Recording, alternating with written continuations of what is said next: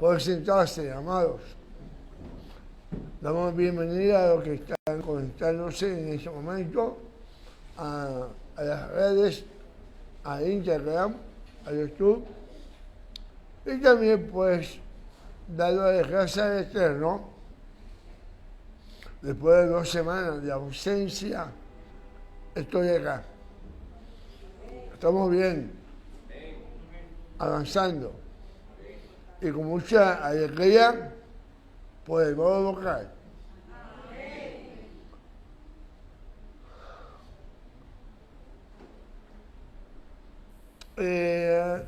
Quisiera que hermano David busque Efesios 6:10. Alguien que tenga una voz cantante fuerte. A ver. Efesios 6:10 al 17. ¿Sí? ¿O lo digo yo? O puede tener por una mujer. Porque los hombres tienen Dios mío. 6:10 al 17. 6:10 al 17. Por lo demás, sed fortalecidos en el Señor y en el poder de su fuerza, revestidos de toda la armadura de Adonai, para que podáis estar firmes contra las acechanzas del diablo, porque no tenemos lucha contra sangre y carne, sino contra los principados, contra las potestades, contra los gobernadores del mundo de las tinieblas, contra las huestes espirituales de maldad en las regiones celestes. Por tanto, tomad la armadura completa de Adonai, para que podáis resistir en el día malo y habiendo hecho todo, estar firmes. Estad pues firmes, ceñida vuestra cintura con la verdad, revestida con la coraza de justicia y calzados los pies con el apresto del evangelio de la paz. Sobre todo, tomad el escudo de la fe, con el cual podréis apagar todos los dardos del fuego del maligno, y aceptad el yelmo de la salvación y la espada del Espíritu, que es la palabra del Eterno. Amén. Ven, amén. La persona que está encargada de ella de la lámina,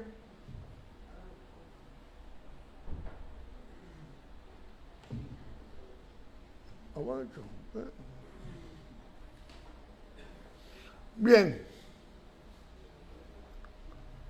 Algunos de los defensores de la hipótesis de un contexto griego del pacto renovado alegan que este pasaje utiliza algunas alegorías que demanda el conocimiento de la cultura helenista en el tiempo de Pablo, de Rabí Shaul.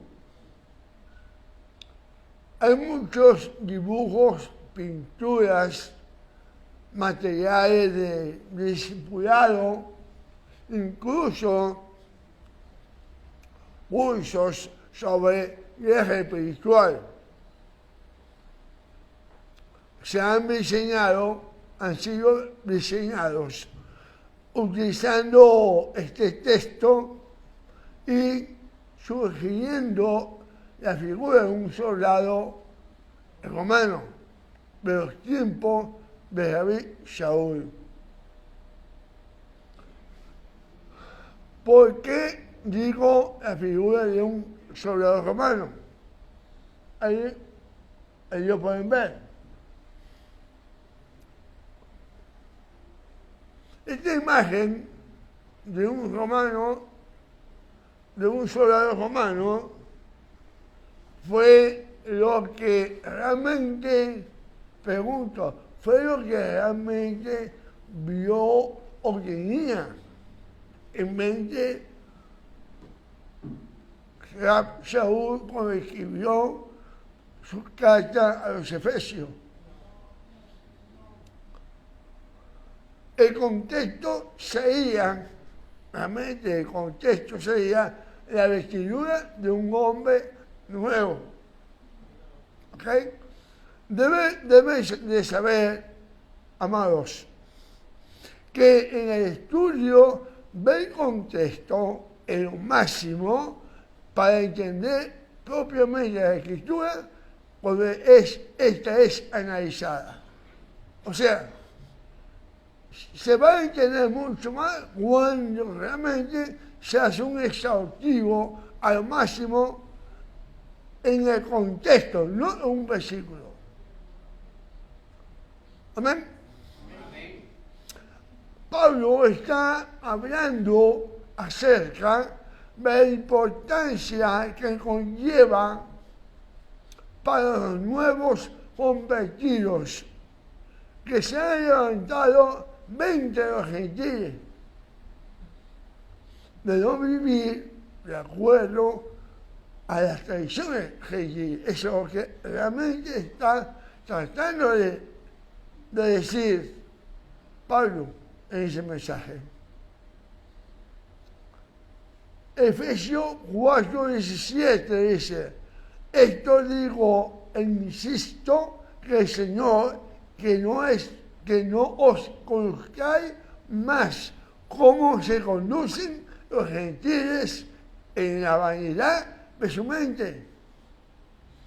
En la vanidad de su mente, en el vacío de su mente, en los engaños de su mente. Eso es lo que realmente está tratando de decir Pablo. Sube un poquito, un poquito. Así pues, las ramas silvestres, gentiles, que nos habla Romanos 11, deben experimentar, amado, un cambio radical en su naturaleza hasta el punto de despojarse del viejo hombre. Efesios 4:22 dice: con respecto a vuestra antigua manera de vivir, despojaos del viejo hombre que está viciado por los deseos engañosos. Y en el 24 dice: y vestido del nuevo hombre que ha sido creado a semejanza de Dios en justicia y santidad de verdad. ¿Cuál es el vestido con que ha de vestirse este hombre, este nuevo hombre?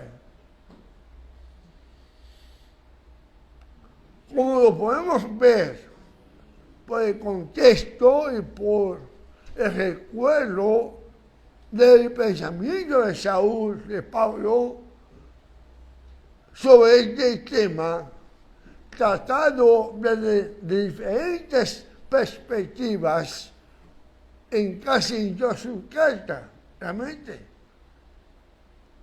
El vestido del creyente tiene gran importancia, no solo desde el punto exterior de vista, sino desde el punto interior de vista. Esto es, teniendo en cuenta la consideración de la ética del reino de Dios. Déjeme seguir. Vestirse con la armadura de la luz, la vestidura de Yeshua.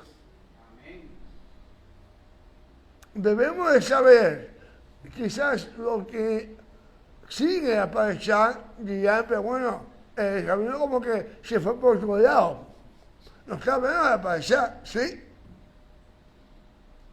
Porque la parashá básicamente habla de la vestidura del sacerdote. ¿Sí o no? Sí. Por el suyo somos sacerdotes, ¿verdad? Amén. Entonces debemos de vestirnos como está aquí indicando Pablo, el rabí Saúl. Debemos de saber que antes de escribir a los creyentes de Éfeso, Pablo, Saúl, le había escrito a los de Roma, a los romanos. En esa ocasión le habló de vestirse con las almas de la luz, con las armas de la luz. Romanos 13, 12. Y afirmando más tarde que la armadura de luz fue la vestidura del Mesías mismo, como dice, vestido de Yeshua HaMashiach. Romanos 13, 14. Como pueden ver, amado, estos dos versículos es un dualismo que expresa un solo pensamiento. Todos los estudiantes de la Escritura, los Goín, ¿verdad?, los Temelín, que estudian la Escritura, le es familiar la poesía hebrea, conoce el concepto del paralelismo poético, que es una herramienta del lenguaje utilizada como un método para desarrollar un concepto expresado, un pensamiento de un versículo y explicándolo con un paralelo en un versículo posterior. Esto es lo que acabamos de ver, ¿verdad? Cuando Pablo que dice el vestido de la armadura de la luz es el primer pensamiento. Y posteriormente es explicado en el segundo pensamiento que dice vestido del Señor Yeshua HaMashiach. ¿Entendieron? ¿O me supe explicar? Por lo tanto, la vestidura de Yeshua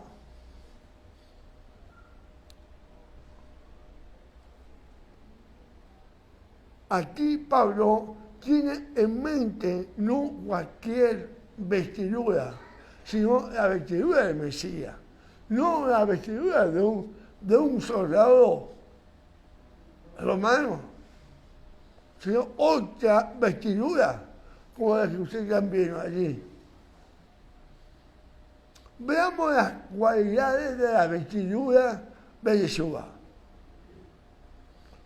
Cuando le escribe a los colosenses que tiene una fecha anterior a la carta a los Efesios, Pablo le dijo, en Colosenses capítulo 3, versículo 12, por tanto, como escogidos de Dios, santos y amados, vestidos de profunda compasión, de benignidad, de humildad, de mansedumbre y de paciencia. Amén. ¿Cuál es esta vestidura? De acuerdo con los versículos 12 y 13, es una vestidura de santidad, amor, misericordia, bondad, humildad, paciencia y perdón. De esta manera, la vestidura de la luz, la vestidura de Yeshua, comprende cada una de estas cualidades mencionadas: santidad, amor, misericordia, bondad, humildad, paciencia y perdón.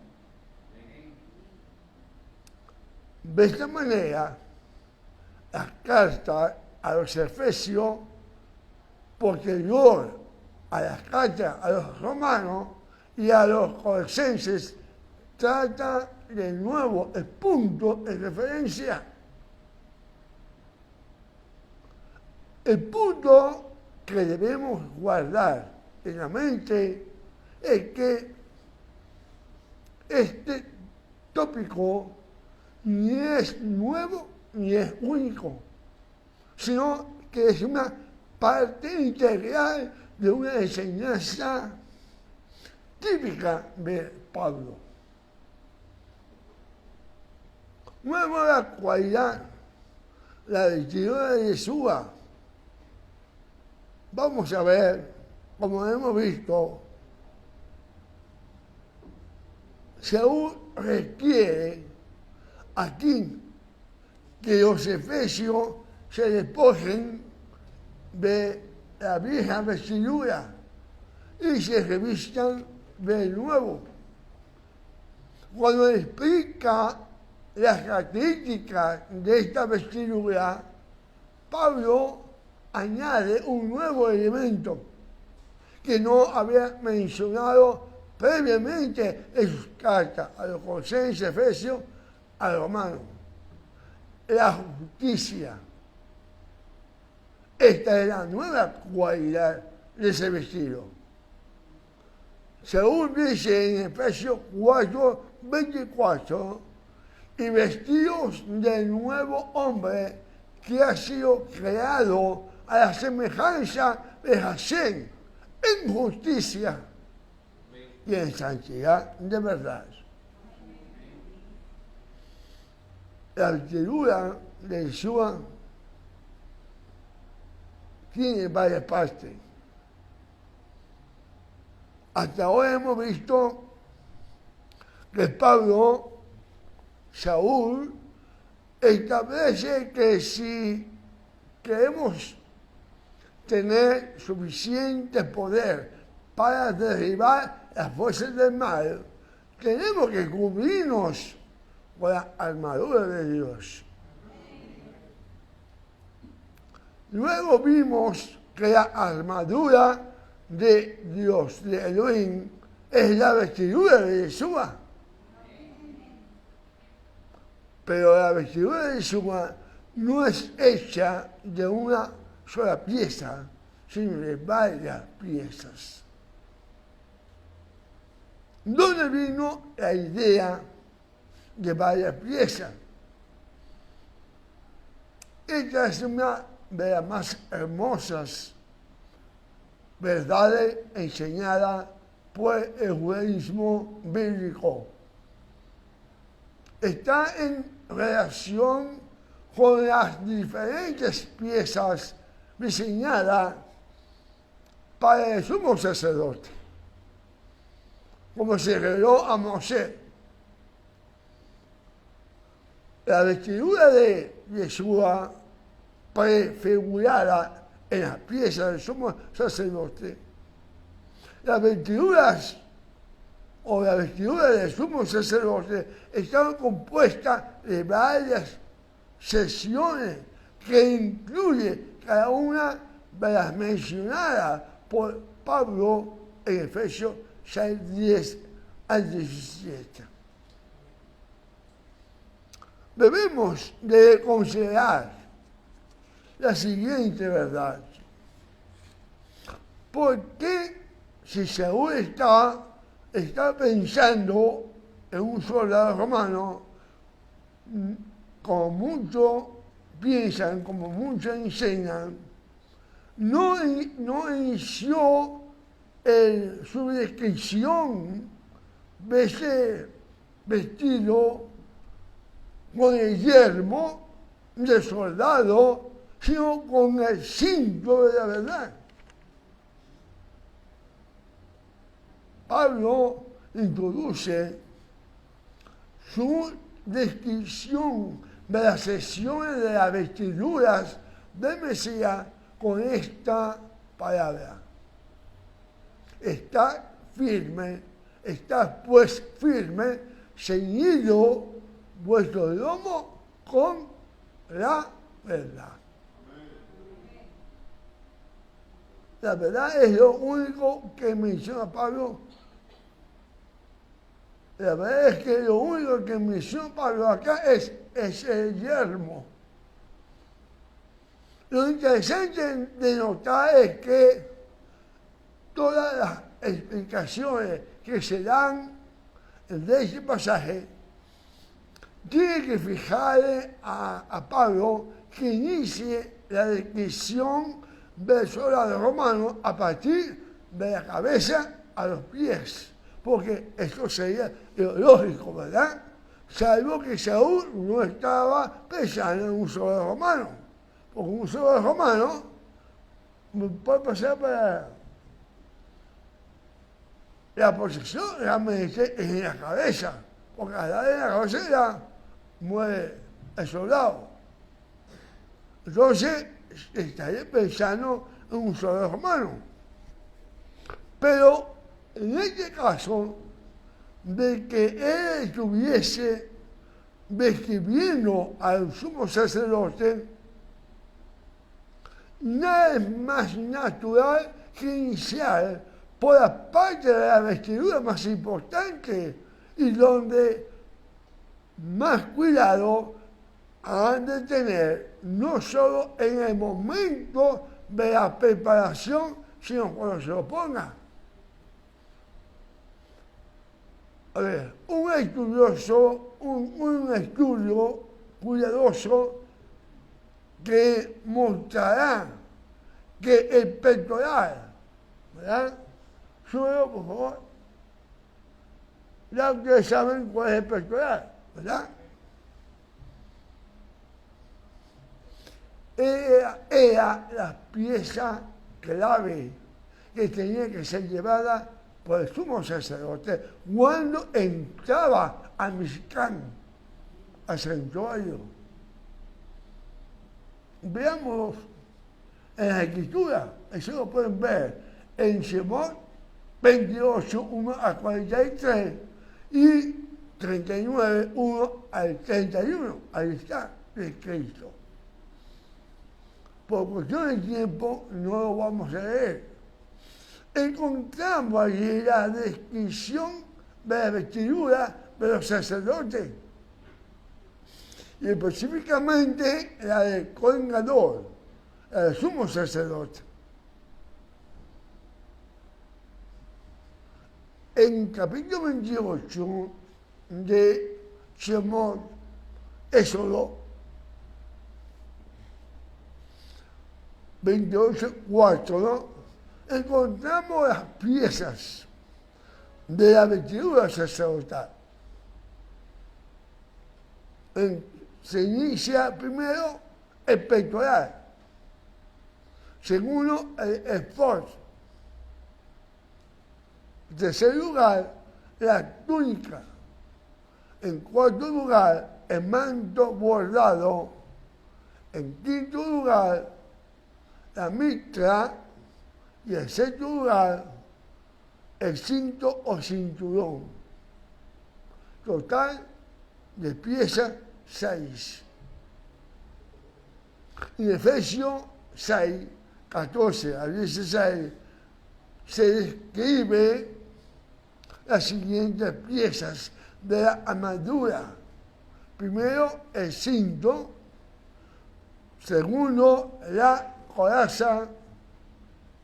Tercero, el calzado para los pies.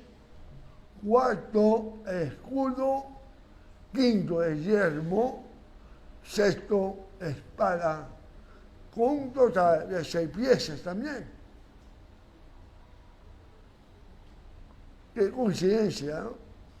Cuando el sacerdote se está colocando, vistiendo, colocaba sobre su cuerpo la túnica que lo cubría hacia los pies. Luego, sobre esta, colocaba un manto o túnica de lino fino, bordado más corto. Ahí también. Enseguida, sobre lo anterior, se colocaba el efod. ¿Ok? Aunque existen discusiones sobre qué tan grande era,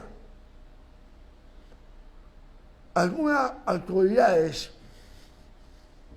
afirman que ciertamente no era una vestidura larga, sino más bien como una especie de chaleco con una correa alrededor de su borde más bajo, amarrada por delante,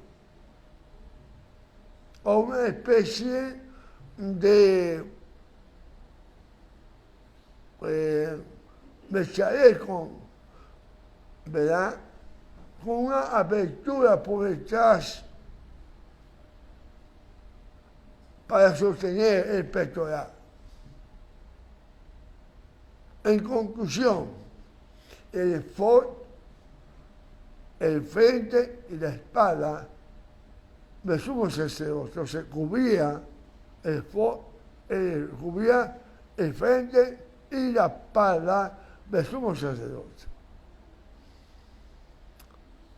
Un cinto especial en la forma de dos tirantes, creo que en el otro aparecen, ahí lo pueden ver, aparecer, ¿ok? Mantenía al efod delante en su lugar y servía además para sostener el pectoral o josén. El josén, el pecto o pectoral, la pieza clave. Una vez que el pectoral estaba colocado en su lugar, la única parte visible del efod delantal era posterior, en la que cubría toda la espalda del sumo sacerdote. La última pieza,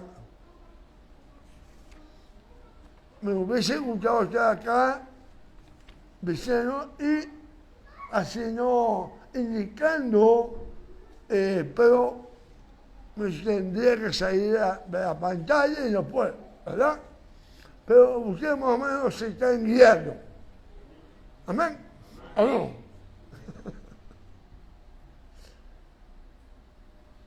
Entonces, la última pieza de la vestidura sacerdotal era el turbante o la mitra sobre su cabeza. Vestidura de luz.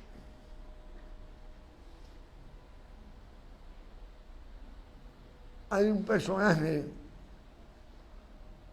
muy famoso en aquella época. Llamaba el vestido de sacerdote vestidura de luz. Como esta vestidura se utilizaban materiales preciosos, ¿verdad? Piedras preciosas, en la confección de esa pieza, principalmente oro y piedras preciosas. Cuando el sumo sacerdote entraba al tabernáculo, al Mishkan, la luz del sol que reflejaba, que daba al sacerdote, producía un reflejo tan magnífico, tan llamativo, tan esplendor, que lo sumergía como a una vestidura de luz, como si tuviera luz adentro hacia afuera, como verdad incuestionable, no se puede cuestionar. Define Éxodo o Shemot 28:2, define a las vestiduras santas como gloriosas y hermosas. El término, como muchos saben, el término hebreo de la palabra gloria es kabod. Tan esplendorosas eran estas vestiduras que el Talmud relata lo siguiente en el Tratado de Yomá 69a. El Talmud Yomar 69.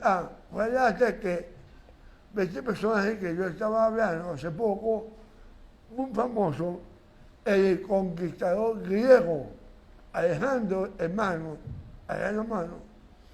cuando se encontró por primera vez con el sumo sacerdote, se inclinó delante de él en una reverencia muy, valga la redundancia, muy reverente.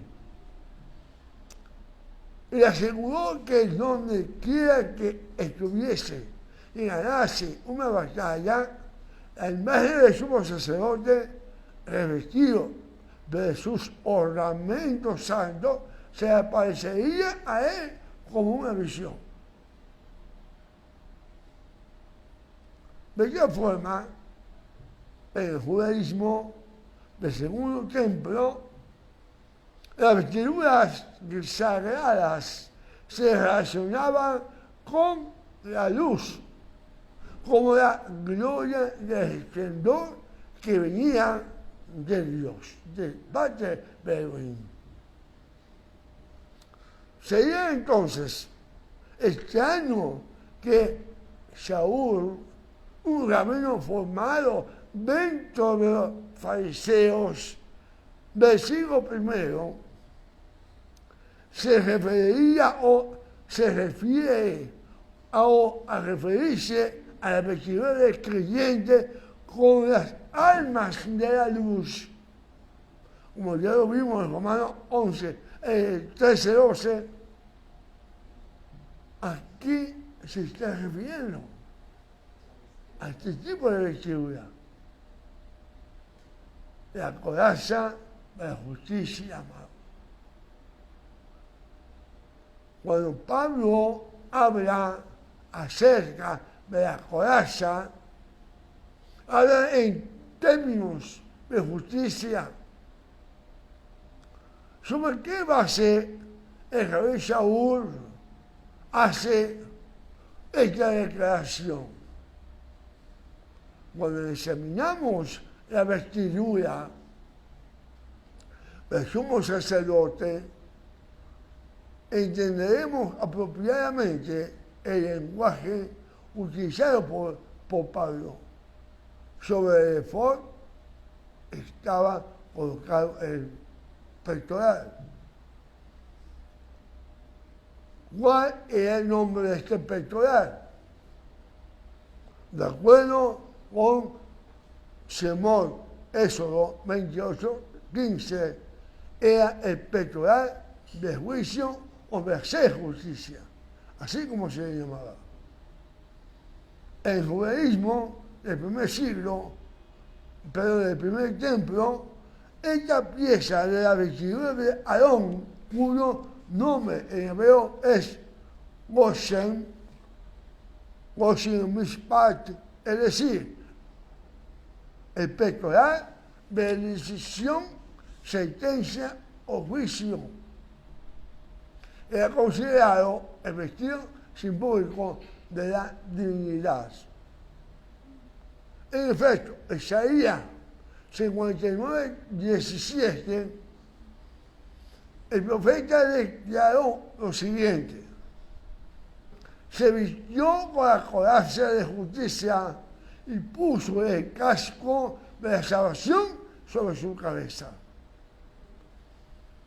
Como es evidente, no había soldado romano cuando Isaías nos dio estos oráculos sagrados.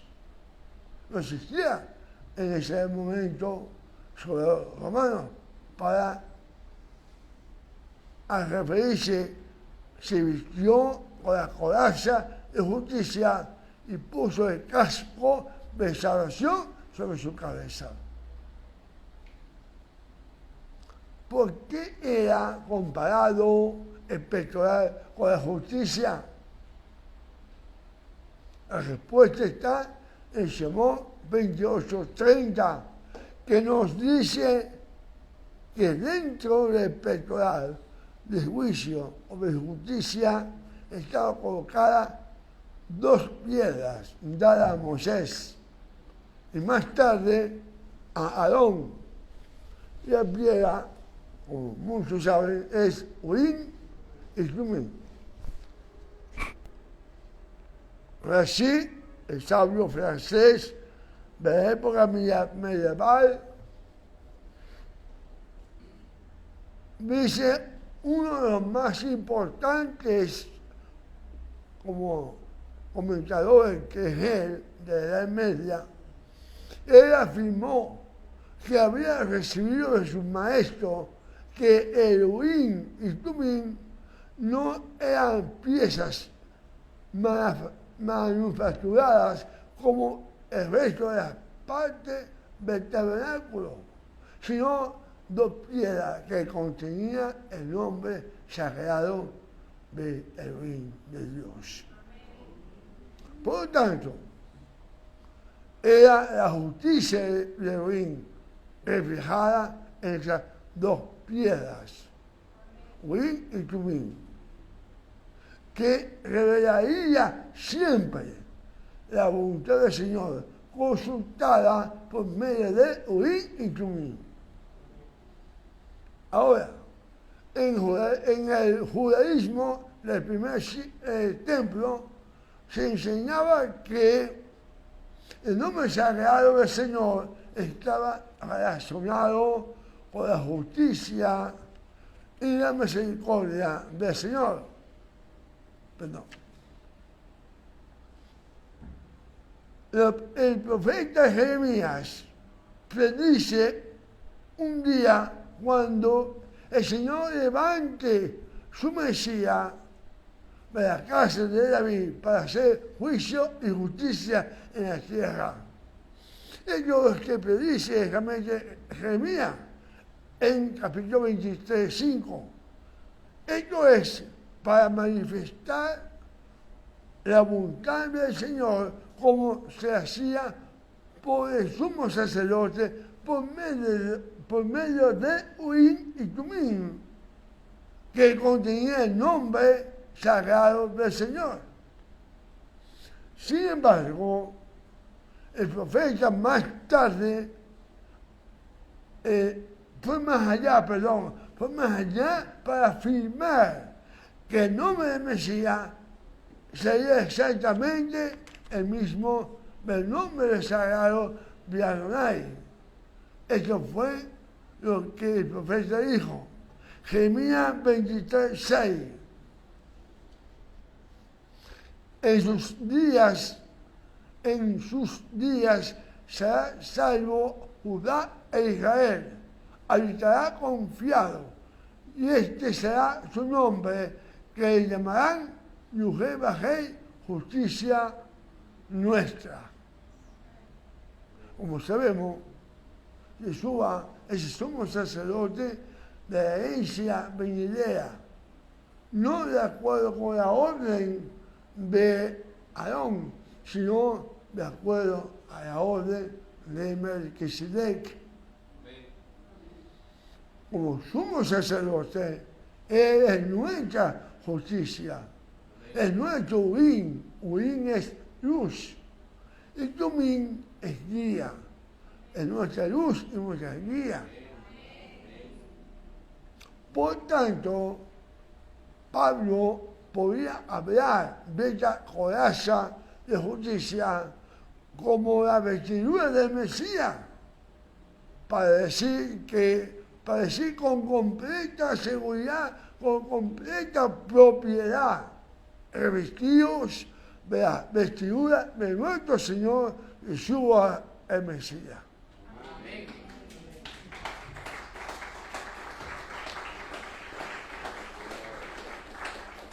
Porque Yeshua, como nuestro sumo sacerdote, lleva sobre sí mismo la justicia que está sobre nosotros. El escudo de la fe. ¿De dónde sacó Pablo la idea de un escudo de la fe? Si observamos la vestidura de que somos sacerdotes, veremos que su enseñanza viene de esta vestidura, no de la vestidura de un soldado romano.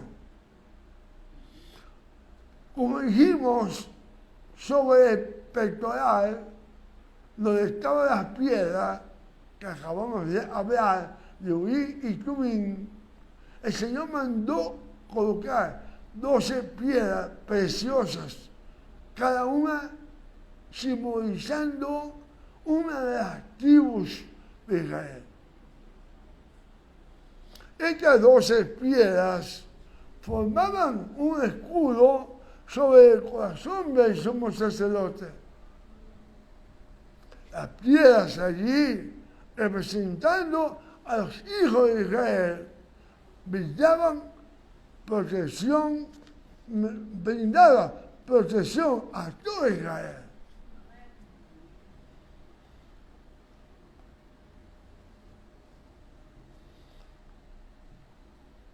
A ver, yo hago, perdón.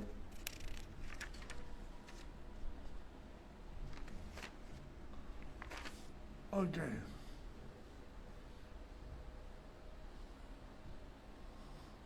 Ahora aquí Pablo nos está hablando sobre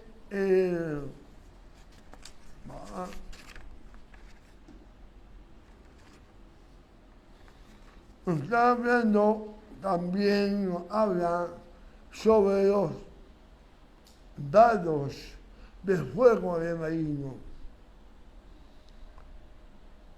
Lo menciona en la carta a los Efesios.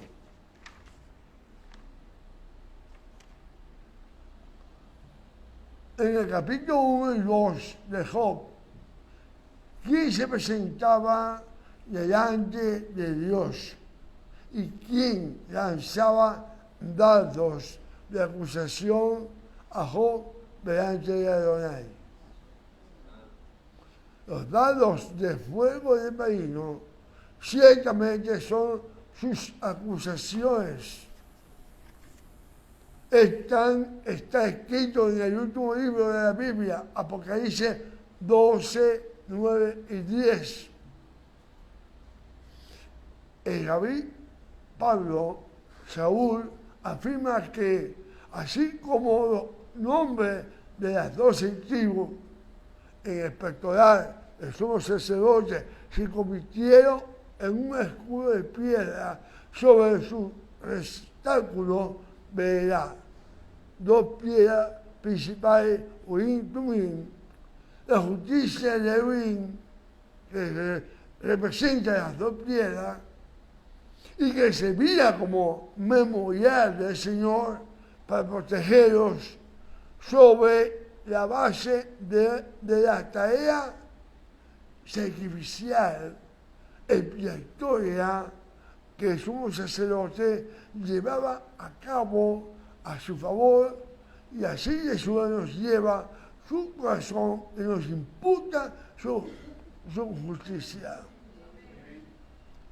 Acordémonos que el sumo sacerdote, cuando entraba una vez al año al lugar santísimo, era él únicamente que podía entrar, y una vez al año. Y él, para no morir, ¿verdad?, tenía que hacer un sacrificio por sus pecados, para que el Señor lo viera acepto delante de él y no muriera. Y además tiene que hacer un sacrificio por el pueblo de Israel, por el cual él iba a interceder.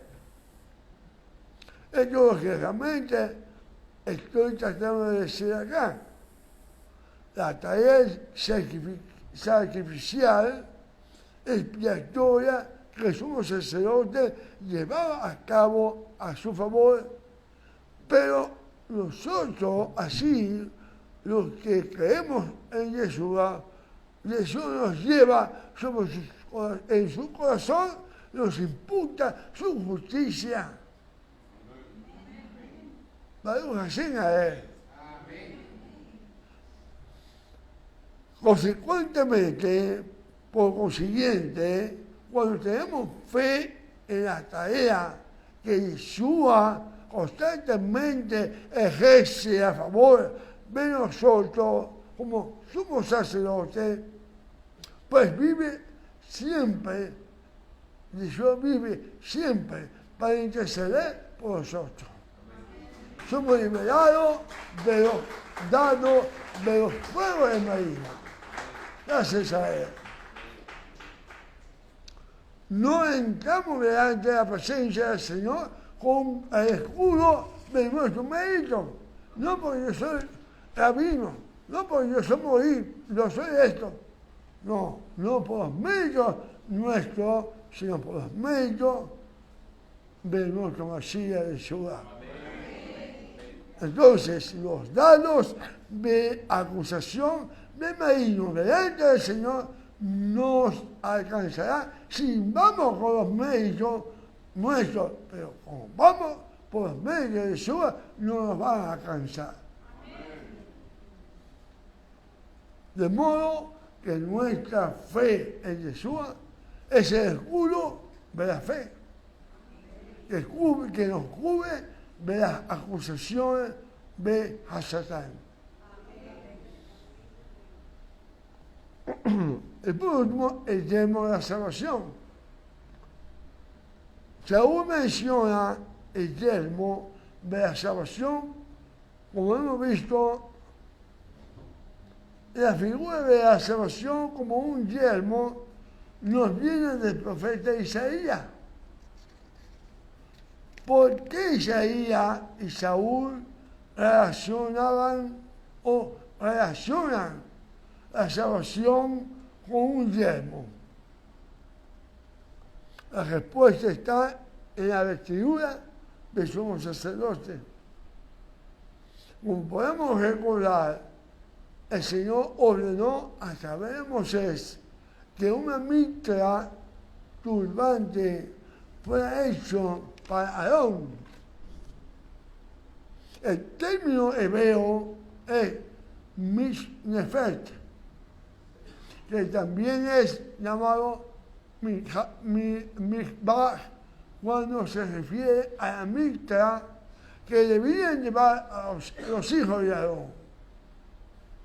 El turbante lo usaba realmente el sumo sacerdote y lo usaba la mitra, lo usaban los hijos de Aarón, los sacerdotes. Esta fue interpretada en el Targum sobre el Shemot. Ya sabemos pues que Targum es la traducción de hebreo al arameo.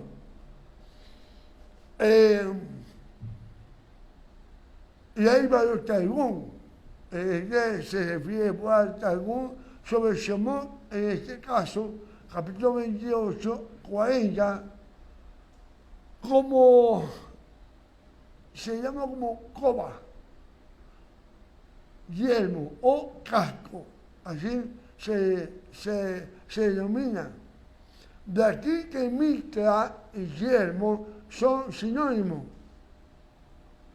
Esta mitra o yelmo que cubría la cabeza del sumo sacerdote era asegurado por encima de un tipo de corona de oro que llevaba la siguiente impresión, que decía Kedushá le Adonai, o sea, santidad Adonai, o sea, Kedushá Yuhebajei, me supongo.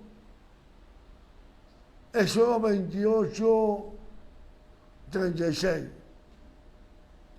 Debido a la presencia del nombre sagrado del Señor en el yelmo o la mitra, debía estar continuamente sobre la cabeza de Aarón para alcanzar la gracia del Señor a favor del pueblo. ¿Qué era aquello que salvaba o protegía a los hijos de Israel a punto que podían ser aceptos delante del Señor, la gracia de Adonai. La gracia de Adonai que estaba presente cuando el sumo sacerdote fungía sus funciones en el Mishkan, allá en el tabernáculo. La espada del Espíritu. Pablo menciona la espada del Espíritu. No es esta un arma típica de un soldado romano.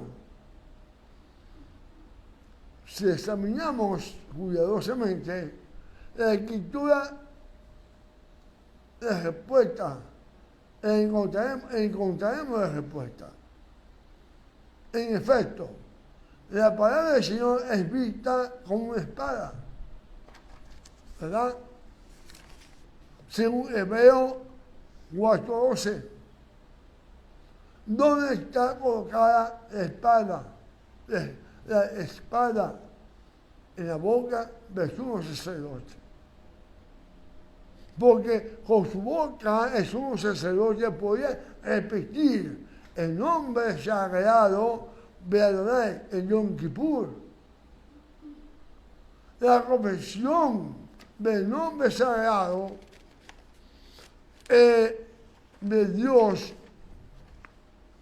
la convertía en una poderosa declaración emitida en sus labios. Ese era el arma, el proyectil, el misil que tenía el sacerdote. La palabra. Si observamos con cuidado al Mesías como sumo sacerdote, veremos que de su boca salía una espada aguda de doble filo, según Revelación o Apocalipsis 1:16. Cuando usted habla a alguien que está queriendo agredir, ¿verdad? No físicamente, no para caer golpes, sino queriendo agredirlo por lo que usted cree. Cuando usted habla con la palabra del Eterno, está usando la espada del Espíritu. Y esa persona es totalmente desarmada.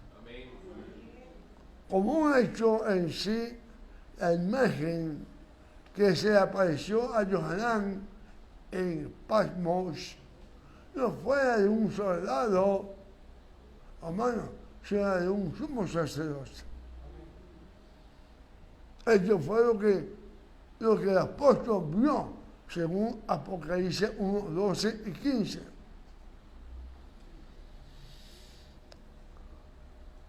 La armadura, la vestidura sacerdotal de Yeshua. Si vamos a Yeshua como nuestro sumo sacerdote, lo veremos revestido de sus vestiduras sacerdotales. Estas vestiduras hablan de su santidad, hablan de su justicia, hablan de su salvación, hablan de su pureza. Estos atributos son los que precisamente Hasatán no puede resistir. Imagínese usted, Hasatán en santidad, Hasatán haciendo justicia, Hasatán salvando y lleno de pureza. No se imagina, ¿verdad? Él no puede resistir esto. La santidad del Mesías hace huir a los demonios. El espíritu del mundo no puede estar de pie delante de la santidad del Señor. Exhibiendo en sus vestiduras de gloria y de esplendor, como eran las vestiduras sagradas del sumo sacerdote. las Escrituras o la Escritura nos enseña que a través de Yeshua somos ahora rey y sacerdote. Apocalipsis 1:6. Se supone entonces que estamos revestidos de la vestidura de Mesías, que representa su santidad, como Aarón, cuando estaba vestido de sus vestiduras. Si queremos estar firmes en el día malo, de manera que podamos resistir los ataques del diablo, será necesario que lo hagamos no en nuestra fuerza, sino en el poder del Señor.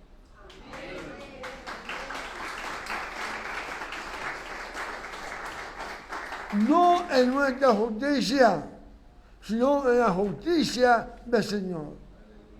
No en nuestra santidad, sino en la santidad del Señor. Cada uno de estos atributos del Mesías son los que destruyen sus obras o la obra de Satanás cuando nos ponemos esta armadura, la vestidura sagrada. Amado, y esto no es algo que cristiano evangélico analicemos cada cosa que acabamos de analizar. Eso es bíblico, amado. Porque quien lo está diciendo era el que lo está explicando, era fariseo del fariseo, estudioso de bajo los pies de Gamaliel y todas esas cosas, ¿verdad? Sabemos entonces, hermano, si nosotros usamos estas armaduras, esta vestidura sagrada que acabamos de analizar, seremos capaces de estar firmes en contra de las acusaciones del diablo, seremos capaces de resistir en el día malo y seremos capaces finalmente de derrotar al enemigo en el nombre de Yeshua Mashiach.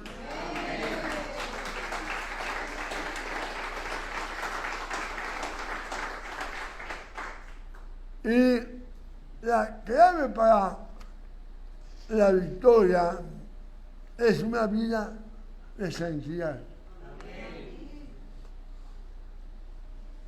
De santidad de los hijos de Dios, como es simbolizado en la vestidura del sumo sacerdote diseñada para Aarón, a la que hemos visto hasta ahora. Las autoridades espirituales siempre serán el resultado de una vida que no solo ha sido santificada, sino que vive en santidad. Una santidad que se manifiesta en el corazón y en el carácter de su hijo o hija de Dios, que se ha puesto la vestidura sagrada de Yeshua, el sumo sacerdote de nuestra fe.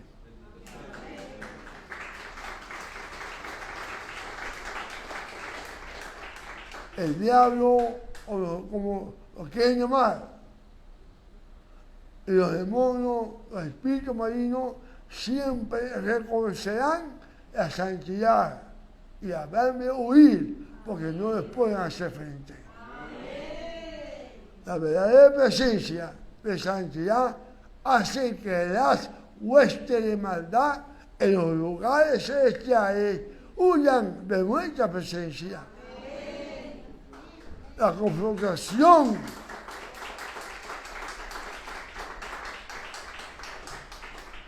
confrontación con Satanás y su reino solo será exitosa si vivimos en santidad simbolizada en la armadura de Dios, que son las vestiduras del Mesías, representadas en la vestidura sacerdotales diseñada para Aarón, quien fue un tipo de Mesías, o de Yeshua, como sacerdote del pacto renovado.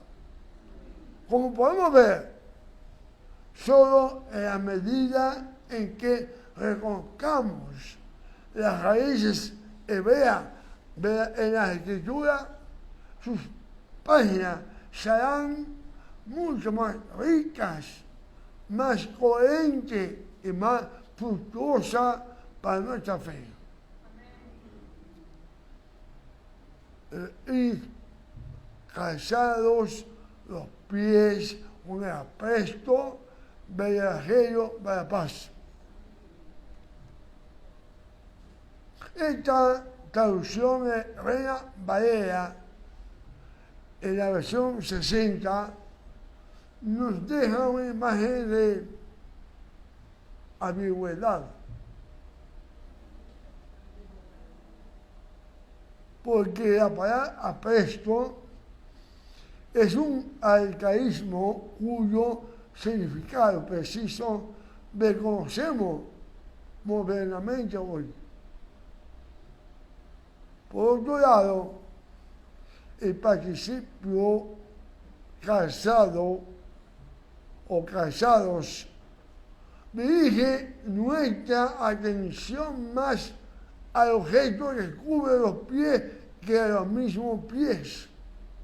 Y que dentro del marco de soldado romano nos hacía pensar más en la clase de botas que calzaba el soldado, no a lo que protegía la mente. Sin embargo, un análisis del mismo texto griego nos lleva a encontrar que no aparece la palabra calzados, sino una palabra que tiene que ver con ligar o amarrar, y hace alusión a amarrarse las correas de la sandalia a los pies, que nos hace recordar la palabra de Yohanan, el inmersor: no soy digno de desatar la correa de su sandalia, a referirse al Mesías. Por último, recordemos que el sumo sacerdote no se calzaba para entrar en el lugar santísimo, todo lo contrario. Si usted quiere estar en la presencia del Señor, sáquese el calzado de su pie. La Torá prescribe que el sacerdote tenía que lavarse las manos y los pies en el santuario. Eso lo vemos en Shemot 30, 19 y 21. Shemot también, Éxodo, también nos relata que cuando el Señor se apareció a Moisés en la zarza ardiente, ¿qué dijo Elohim? Que ordenó quitarse calzado los pies. También el príncipe del ejército le ordenó a Josué quitarse su sandalia. Josué 5:15 dice: el jefe del ejército del ejército de Yud-Heh-Vah-Heh, bendito sea, respondió a Josué: quita la sandalia de tus pies, porque el lugar donde estás santo es. Y Josué lo hizo así. Si tú estás en el lugar que el Señor te manda, si estás delante de su presencia, si haces lo que el Señor te manda, tus pies tienen el calzado que solo el Señor te puede calzar. Para ello debe estar casado de lo tuyo, debe estar descansado de lo que tú tienes. Y él te va a colocar lo que Hashem quiere, con qué te va a calzar.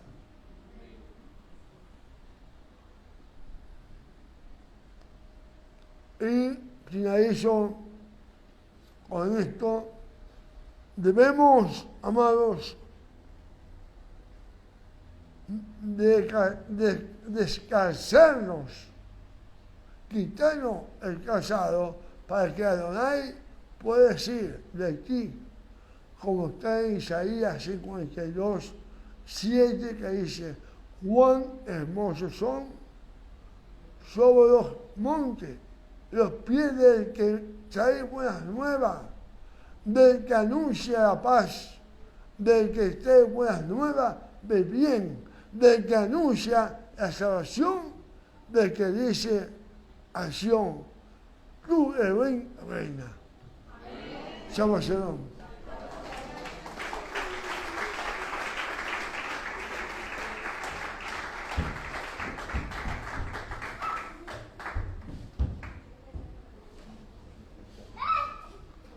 Bueno, vamos a despedirnos de nuestros amigos asiduos que se conectan por Instagram. Le damos las gracias por estar pendientes y que le den like y hagan su comentario. Shabbat Shalom.